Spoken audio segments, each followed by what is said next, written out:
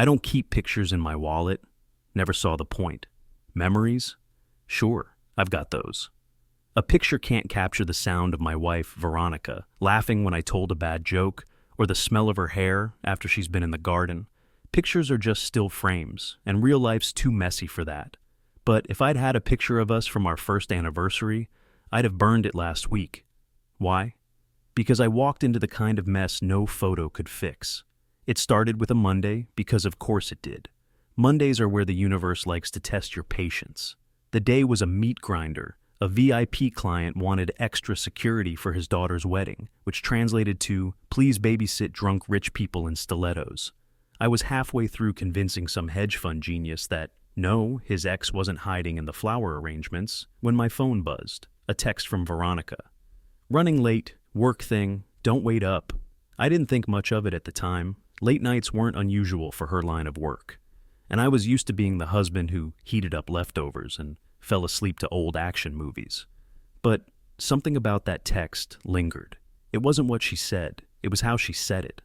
Cold, mechanical. Like she was talking to her assistant, not her husband. Still, I shrugged it off. Work stress, I figured. We all have our days. But then came the perfume. 2 days later, Veronica breezed into the kitchen after one of her work things, wearing a new scent. Something expensive and floral that didn't suit her usual preferences. Now, I'm not Sherlock Holmes, but I've got a nose for trouble. This wasn't her usual vibe. No big deal, I thought. Maybe she's trying something new. Except that same perfume wasn't on the bathroom counter or her dresser. I checked. Twice. That's when the wheels started turning. A few days later, my suspicions got a boost from an unlikely source. Our neighbor's dog. Rusty, the slobbery Labrador next door, doesn't usually bark at Veronica. But that morning, when she kissed me goodbye and walked to her car, Rusty lost his mind. Tail stiff, growling like someone had stolen his favorite chew toy. Dogs pick up on things. Good buddy. So, I did what any self-respecting guy in my shoes would do. I got curious.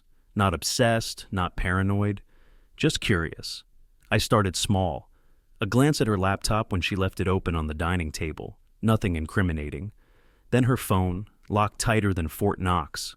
I wasn't about to go full spy mode yet, so I let it slide. But one night, when she left her jacket on the chair, I checked the pockets. Inside was a folded receipt from a steakhouse we hadn't been to since our 5th anniversary.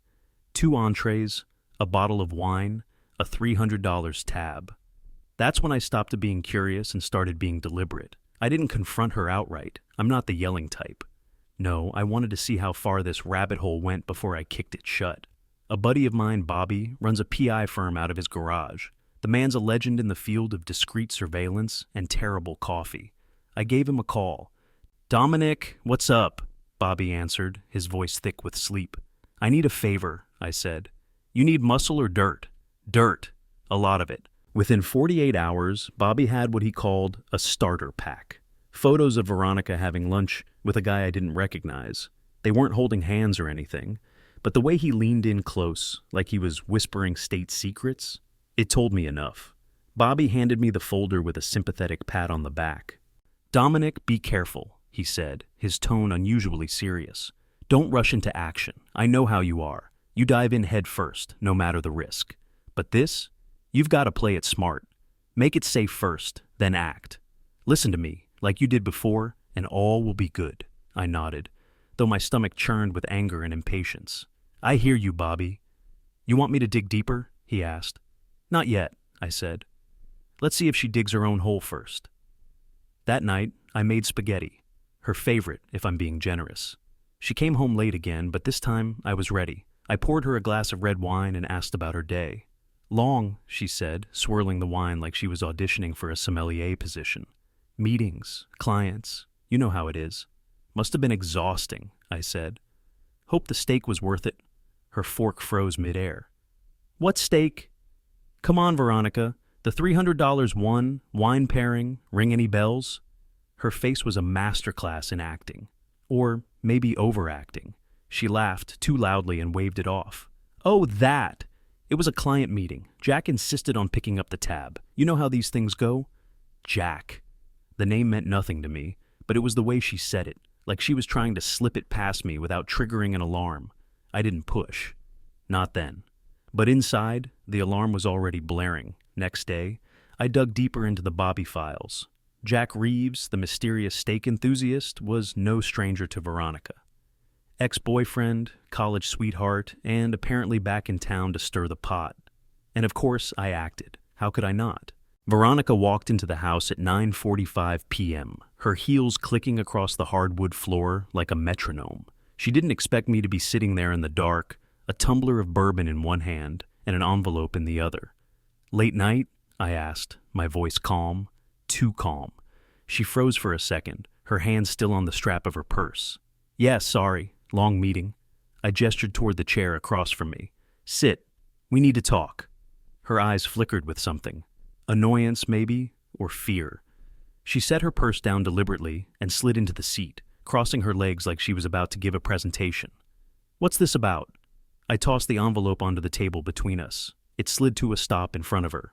"Open it." She hesitated, then picked it up. Her face was composed as she pulled out the photos. Her and Jack at the hotel, laughing over dinner, his hand on her lower back. Then came the text messages Bobby had pulled, neatly printed and highlighted for her convenience. Her expression didn't crack. Not yet. Veronica was too controlled for that. She flipped through the evidence like it was a stack of receipts for groceries, then set it down. "So, you've been spying on me." I barked out a laugh. "Yeah, that's the problem here. Me spying on you. Not you screwing your college boyfriend in a hotel suite paid for with our money." She leaned back in the chair, arms crossed, her expression shifting to a mixture of annoyance and disdain. "You don't understand." "Don't," I interrupted, my voice sharp enough to cut through steel. "Don't give me that line. Don't insult my intelligence. This isn't a misunderstanding, Veronica. This is you trashing our marriage for a guy who peaked when Bush was still in office." Her nostrils flared, but she held her ground. "And what exactly are you going to do about it? Lecture me? Make me feel guilty? You're not some moral authority, Dominic. You're just a control freak who can't handle the fact that I have a life outside of you." I stared at her for a moment, letting the silence stretch just long enough to make her uncomfortable. Then I smiled, tight and humorless. "A life outside of me? Veronica, this isn't a life. It's a midlife crisis with better lighting." She slammed her hand on the table, the first crack in her composure. "You've been distant for years, Dominic. You're all work and no heart. You barely even look at me anymore." "Yeah? Hard to look at someone when they're always sneaking off to meet their ex," I shot back. "But you're right. I've been distant. And you know what? Now I'm done pretending to care." Her jaw tightened. "So, what's your grand plan? Divorce me? Go ahead. Half of this house is mine." I chuckled, swirling the bourbon in my glass. "Oh, I know the law, Veronica. Community property and all that. But here's the thing. You didn't just cheat on me. You used marital funds to pay for your little escapades. That steak dinner, the hotel room, all on the joint account. That's fraud." Her face paled, but she quickly masked it with a sneer. "You wouldn't." "Try me," I said, leaning forward, my voice dropping to a low growl. "I've got a lawyer who'd love to explain to a judge how you embezzled from your own marriage. And Jack? He can't afford to be tied to this mess, not with his business circling the drain. You think he'll stand by you when it all comes crashing down?" Her lips tightened into a thin line, but she didn't say anything. For the first time, she looked rattled. "I'm filing tomorrow," I continued, sitting back in my chair. "You'll get served at work. Should make for an interesting conversation around the water cooler. And don't think for a second you're walking away with half. You'll be lucky if you get the IKEA table." "You're such a bastard," she hissed, her voice dripping with venom. I grinned, but it didn't reach my eyes. "Takes one to know one, doesn't it?" She stood abruptly, knocking her chair back. "You think you're so righteous, don't you? Like you're the victim here." I stood too, my height and presence dwarfing hers. "Oh, I'm the victim, all right, but I'm not crying about it. I'm handling it. That's the difference between you and me. I deal with problems head on. You just run to the nearest guy with a pulse and a sob story." She opened her mouth to retort, but I cut her off. "Save it. I'm done listening to excuses. Pack your things. You've got until the weekend." Her eyes widened. "You can't just kick me out. This is my house, Veronica. You don't like it? Call your boyfriend. Maybe he's got room in that fancy hotel suite." She glared at me, her hands balled into fists. "You'll regret this." I raised my glass in a mock toast. "Maybe, but at least I'll have my dignity. What's your plan, Veronica? Move in with Jack? See how long he sticks around when you're not sneaking around anymore?" Her face twisted in anger, but she didn't reply. Instead, she grabbed her purse and stormed out of the room. The door slammed behind her, rattling the frames on the wall. I sat back down, staring at the empty chair across from me. The silence was deafening, so I turned on the TV. I just sat there, letting it sink in. A bitter laugh escaped my throat as I drained the last of the bourbon. "Righteous," I muttered to myself. "Yeah, that's me, Saint Dominic, patron of lost causes."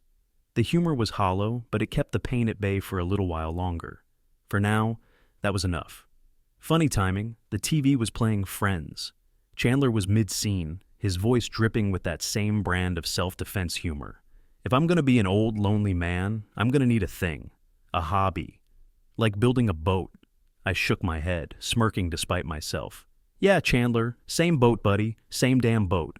I woke up to the punishing rhythm of a hangover, my head pounding like a bad drum solo. The couch creaked under me as I shifted, my back reminding me why it wasn't meant for sleeping. The empty bourbon bottle on the table stood as a monument to last night's choices. "A great start," I muttered, dragging myself to the kitchen. Coffee first, then the rest of my train wreck of a life. After a shower and 2 cups of coffee, I grabbed my keys and headed for the car. The engine started smoothly, the hum of it almost comforting.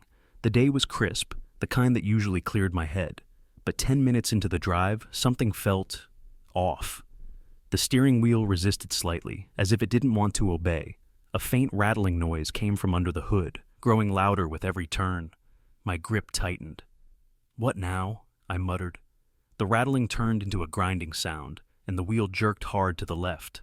My heart leapt into my throat. The car swerved, and I slammed the brakes, but they barely responded. Panic surged as the car hurtled toward the guardrail. "Come on!" I shouted, wrenching the wheel, but it was useless. The impact was violent. Metal screeched, glass shattered, and the world spun. When the car finally came to a stop, my chest heaved against the airbag, my head ringing. Pain radiated from my ribs and neck, and something warm trickled down my temple. Everything blurred. Voices shouted in the distance. Lights flashed, blue and red. Then, everything went black. When I opened my eyes, the harsh fluorescent lights of the hospital ceiling stared back at me. My body felt like it had been run through a meat grinder. Every breath sent a dull ache through my ribs, and a steady beeping sound punctuated the silence. I shifted slightly, wincing as pain lanced up my side. "Easy there," a voice said. I turned my head, slowly, and saw a nurse standing by my bedside. Her expression was professional, but kind. "What happened?" I rasped. "You were in a car accident," she said, adjusting the IV in my arm. "The police brought you here. Do you remember anything?" "Yeah," I muttered. "Car went haywire, steering, brakes, the whole thing." She hesitated. "Well, the police have some questions for you when you're ready. They're waiting outside." "Of course they are," I said bitterly, my voice hoarse. Great way to start the day. An officer walked in shortly after, his notepad in hand and a wary look on his face. "Mr. Rocco, I'm Officer Martinez. We've been investigating your accident." "Investigating?" I asked, raising an eyebrow despite the pounding in my skull. "What's to investigate? The car was tampered with, I'm sure of it." Martinez nodded slowly, but his expression didn't change. "We did find evidence of tampering, specifically the steering column and brake lines. Someone wanted your car to fail." "No kidding," I said, wincing as I shifted. "So, what's the problem?" He hesitated, then said, "We also found alcohol in your blood, enough to suggest you were impaired at the time of the crash." I stared at him, my chest tightening. Not from the injuries, but from the implication. "You're kidding me. I had a couple of drinks last night. I wasn't drunk." "Maybe not," Martinez said, his tone measured. "But the BAC test is enough to complicate things. It raises questions, especially when tampering is involved. We're not saying you're at fault, but it doesn't look great." I clenched my fists, frustration boiling beneath the surface. "So, what now?" "We're not pressing charges, but this is officially part of the investigation," he said. "You'll need to stay available for further questioning." "Fantastic," I muttered. "Anything else?" Martinez gave me a long look before leaving the room. "Just take care of yourself, Mr. Rocco. The door swung open and there he was. Bobby, my ever-reliable PI, striding in like he owned the place. His rumpled jacket screamed, "Professional underachiever," but his sharp eyes were already dissecting the scene. "Well, don't you look like hell," he said, dropping into the chair beside me. "What's the hospital got you on? Morphine or regret?" "Both," I muttered, shooting him a glare. "What do you know, Bobby?" He leaned back, crossing his legs casually. "Enough to ruin your day even further, but you're already lying in a hospital bed, so I figure why not?" "Just spit it out," I snapped, wincing as the movement sent a sharp pain through my ribs. "All right," Bobby said, leaning forward, his tone turning serious. "The police brought Veronica in for questioning this afternoon. They think she might have been involved." That got my attention. "She was at the station? What'd they get on her?" "Not much," Bobby admitted, shrugging. "She's a suspect, sure, but there's no direct evidence linking her to the tampering. No fingerprints, no witnesses, but here's the kicker. They traced a withdrawal from your joint account made today. A big one. Enough to make anyone with a functioning brain suspicious." "Today?" I repeated, my voice low and cold. "While I was lying here?" "Yep," Bobby said, popping the P like it was a punchline. "She probably thought the cops wouldn't catch it that fast, but they flagged the account during their investigation." I clenched my fists, ignoring the stabbing pain in my side. "She took our money to pay someone off. That's what it looks like," Bobby confirmed. "But there's no smoking gun tying her to the tampering. Whoever did the dirty work knew what they were doing. Clean job, no loose ends."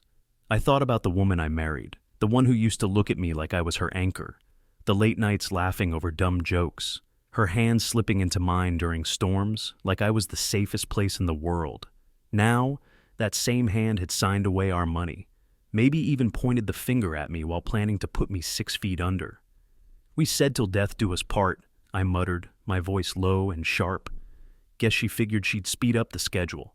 The bitterness stung, but it didn't linger. Next morning, the door opened and Bobby walked in, holding a coffee. "Figured you'd need it." I took it without looking at him. "What's the damage?" He hesitated, scanning my face. "No smart remark?" "Where's the Dominic who always has a comeback?" I tilted my head, letting out a short, dry laugh. "Oh, I've got one. But it's mean, and you're sensitive. Don't want you crying in my hospital room." "Dominic," Bobby's voice dropped, more cautious now. "That's not you." I looked at him, my expression ice. "Then you don't know me as well as you think." He sighed, sinking into a chair. "Joint account's gone. She cleaned it out. Cops couldn't find anything on the car tampering. She covered her tracks." "So she gets away with it," I said, my voice a dead monotone. "Not if you take her to court," Bobby said. "Fraud, tampering suspicions, the PI evidence. You've got leverage." I stared at the coffee, then smirked without humor. "Court? Air it all out? Show the world what a fool I've been? Sounds like a dream." "It's not about pride, Dominic," Bobby said, leaning forward. "It's about making her regret crossing you." I set the coffee down with a sharp clink. "She wants a fight. She'll get one." "Court's war, Dominic." I met his eyes, my voice dropping to something almost unrecognizable, even to me. "Good. I've got nothing left to lose." Bobby leaned back, forcing a crooked grin. "Come on, mate, cheer up. At least you've got some savings left to burn on this court circus. Beats being broke, right?" I didn't bother looking up. "Could you just shut up and do your work? I'll pay you when I claw back some of those savings. Then you can happily go burn it in a pub, like you always do." His grin faltered for a moment, replaced by something harder to read. He didn't snap back, though, just stood there, watching me with that look of his. At the door, Bobby stopped. He turned, rapping the stack of papers against the wall with a sharp, echoing thwack. "I'm on your side, buddy," he said, his voice softer now, the grin replaced with a sad, knowing smile. "Get some rest. You'll need it." He walked out. The mug shattered against the wood, coffee spraying in a dark arc down the frame. The sound was sharp, final, like something breaking inside me along with it. I stared at the mess, breathing hard, the bitterness on my tongue now mirrored on the door. "Stupid, I am so stupid," I muttered to myself. Days turned into a blur of frustration. The hospital smell had faded from my clothes, but the bitterness lingered in my chest like a stain I couldn't scrub out. The police? Useless. Their investigation ended with a slap on the wrist for me, a warning and a fine for driving with alcohol in my system. The officer, Martinez, handed me the paperwork with all the sympathy of a vending machine. "Consider yourself lucky, Mr. Rocco," he said, his tone flat. "This could have been worse." Worse? My car was wrecked, my wife was a saboteur, and I'd narrowly avoided becoming a headline. But sure, I was lucky. I bit down on the urge to say something that'd get me arrested, took the papers, and left. Back home, the house felt emptier than ever. The air was stale, the walls closing in. Veronica's things were still here, scattered like breadcrumbs of betrayal, her perfume bottle on the dresser, the wine glasses she loved, each item a reminder of what she'd done and how little I'd been able to do about it. Bobby showed up that afternoon, a coffee in one hand and his usual smug grin plastered on his face. The grin disappeared the second he saw me. "Dominic, you look—" "Don't start," I cut him off, waving him into the living room. "What have you got?" He sat down, pulling a folder from his bag. "Not much. No prints on the car tampering, no witnesses. Veronica's laying low, and Jack? He's squeaky clean on paper. If he's involved, he's careful." I stared at him, my jaw tightening. "That's it? That's all you've got?" Bobby shrugged, his tone defensive. "It's not magic, Dominic. These things take time." "Time?" I snapped, my voice rising. "I almost died, Bobby. She tried to kill me, and you're telling me you've got nothing but excuses?" He leaned back, his face hardening.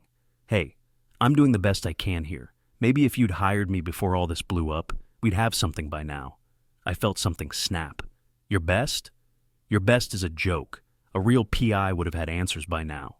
You're supposed to be good at this, Bobby. Instead, I'm paying you to sit around with your thumb up, Watch it," he warned, his voice low. "I'm on your side, Dominic." I laughed bitterly, the sound harsh in the quiet room. "My side? You've done nothing for me, Bobby. Nothing. I should have hired someone who knows what they're doing." He stood abruptly, shoving the folder back into his bag. "You're angry. I get it. But don't take it out on me." "Take it out on you?" I snarled, stepping closer. "You're fired. Get out. And don't expect a damn penny from me." For a moment, Bobby just stood there, staring at me. His face was unreadable, but his eyes, those damn eyes, looked almost sad. "Fine," he said finally, his voice calm. "You want me gone? I'm gone. But don't come crying to me when you realize you're in over your head." "Don't worry," I shot back. "I won't." He nodded once, slinging his bag over his shoulder. At the door, he paused and looked back. "For what it's worth, Dominic, I hope you figure this out. And I hope you don't end up alone when you do." The door slammed shut behind him, leaving me alone in the silence. I stood there for a long moment, staring at the empty space he'd left behind. "Alone?" I muttered, shaking my head. "What else is new?" I grabbed my phone and made the call. The lawyer listened as I outlined everything. Proof of the affair, the financial withdrawals, and the pictures Bobby had managed to get. He didn't ask for a sob story, just the facts. With the evidence in hand, we began preparing the divorce filings. Infidelity as the foundation, financial misconduct to tighten the noose. No fluff, no drawn-out battles. Just a plan to strip Veronica of everything she thought she'd walk away with. The paperwork would be filed within days. If she wanted a fight, she'd get one. The courtroom had the air of inevitability, a slow, grinding machine chewing through the remnants of my life. Veronica sat across from me, her head high, her expression unreadable except for the faint, smug curve at the corner of her mouth. She wasn't nervous. No, she looked like someone waiting for a victory lap. Her lawyer, a polished shark in a tailored suit, was relentless. He twisted every piece of evidence we presented, reframing it to make me look bitter, obsessive, and unreliable. The affair, a mistake born from emotional neglect. The financial withdrawals, routine spending.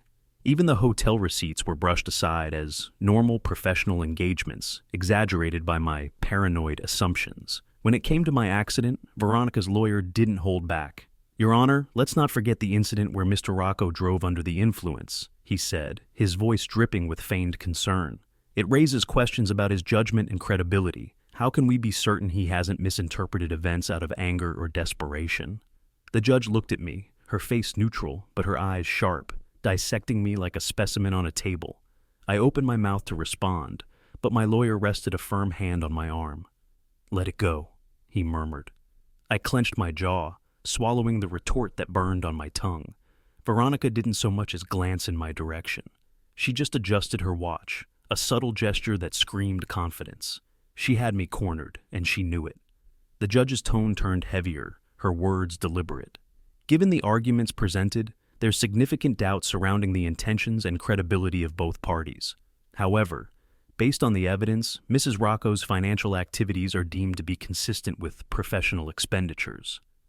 I felt the blood drain from my face. Professional expenditures? My lawyer shifted uncomfortably beside me, but he didn't speak. The tide was turning, and I was drowning in it. The judge continued, her gaze flickering between us. As for the division of assets, I'm inclined to rule equally unless new, irrefutable evidence is brought forward. Veronica's lawyer leaned back in his chair, a satisfied smile spreading across his face. Meanwhile, mine looked like he was already thinking of how to explain this loss to me after the hearing. Just as the judge began to summarize her decision, the courtroom doors flew open with a loud crash, drawing every head in the room. Bobby stormed in, his disheveled figure a jarring contrast to the sterile formality of the courtroom. His jacket was wrinkled, his hair unkempt, but his expression was electric with urgency. "Wait!" he bellowed, his voice echoing in the chamber. "Your Honor, I've got new evidence." The room erupted in murmurs. Veronica's lawyer shot to his feet, visibly annoyed. "Your Honor, this is highly irregular. Who is this man?" Bobby ignored him, marching straight to my lawyer and slamming a USB drive into his hand. "This," he said, looking me square in the eye, "is everything. Count it on me this time. No need for a freaking penny." My lawyer's eyes widened as he processed the intrusion, then turned to the judge. "Your Honor," he said, standing with the kind of calm that came from years in this business, "I'd like to submit this new evidence for consideration." The judge's gaze hardened. "Mr. Rocco, is this person connected to your case?" I nodded, my voice hoarse as I spoke. "Yes, Your Honor. He's a private investigator I hired." Veronica's lawyer was on his feet again, his tone dripping with indignation. "Your Honor, this is a desperate attempt to derail the proceedings. Allowing this would be highly prejudicial." The judge raised her hand, silencing the noise. "I'll decide what's prejudicial, counselor. Bring the evidence forward." The judge glanced at the clock, her expression unreadable. "This is highly irregular, and the court will require time to review the contents of the evidence. We'll take a 30-minute recess." The sun hung low on the horizon, casting a golden glow over the sprawling farmland I now called home. It wasn't much, just a modest house with a wraparound porch and a barn that still needed repairs. But it was mine. After everything, I figured a change of scenery was overdue, far from courtrooms, far from the wreckage Veronica and Jack left behind. I sat on the porch, a glass of whiskey in hand, watching the gentle sway of the fields in the breeze. Bobby sat in the chair beside me, nursing a steaming mug of something that smelled vaguely medicinal. "You sure you don't want any of this?" I asked, swirling the amber liquid in my glass. "It's a 12-year single malt. Goes down smoother than an apology from me." Bobby chuckled, shaking his head. "I'm done with booze, Dominic. Last time I touched the stuff, I woke up in Reno with a tattoo I still can't explain. Hot beer's safer." I raised an eyebrow. "Hot beer's a cry for help, Bobby." "Laugh it up, farmer boy," he shot back, taking a sip. The easy banter felt good, like a piece of the old me was back. But the weight of the past still lingered, even if it didn't crush me anymore. "That day," I started, my tone turning reflective. "Feels like a lifetime ago now." Bobby nodded, setting his mug down. "It's wild how it all fell into place. That night, just before your crash, your neighbor, what's his name?" "Earl," I said. "Rusty's owner." "Right, Earl. He was out walking Rusty when that car came barreling around the corner. Poor dog got clipped. Earl managed to snap a picture of the license plate while they were fighting to keep Rusty alive. Didn't call the cops until much later, too busy saving the dog." I smiled faintly. "Good dog, that Rusty. Helped me twice and didn't even know it." Bobby smirked. "Yeah, if it weren't for him, the cops wouldn't have connected Jack and Veronica's car to the tampering." Jack and Veronica, thinking they'd outsmarted everyone, only to end up in matching orange jumpsuits. Bobby snorted. Justice served with a side of irony. "Jack's facing what, 10 years? And Veronica got 8. "Yep," I said, leaning back in my chair. "Plus restitution. Got all my money back and then some. Enough to buy this place, fix it up, and still have a decent stash left over. Bobby glanced at the field where a tiny ball of yellow fur bounded through the grass. Speaking of Rusty, what's with the pup? I grinned, watching the Labrador puppy trip over its own feet. Figured I owed Rusty. Couldn't exactly take him home, so I got myself a little reminder of what a good doggy can do. Meet Whiskey. Bobby laughed, shaking his head. Whiskey, huh? You and your naming skills? Hey, it fits, I said with a shrug. Whiskey keeps you warm on cold nights, and so does she. The puppy barked, chasing after a butterfly, and I raised my glass to the fading sun. You know, Bobby, I said, a sly smile creeping onto my face, I think I finally get why farmers always look so content in those cheesy stock photos. Why's that? Because out here, you've got peace, purpose, and no ex-wife trying to kill you. Bobby nearly choked on his hot beer, laughing so hard he had to set the mug down. The field stretched on, the sky painted with hues of orange and pink. For the first time in a long time, I felt like myself again. Maybe even better. Life didn't just go on, it got better. And with every wag of Whiskey's tail, I was reminded that sometimes, even in the messiest of moments, there's a way forward.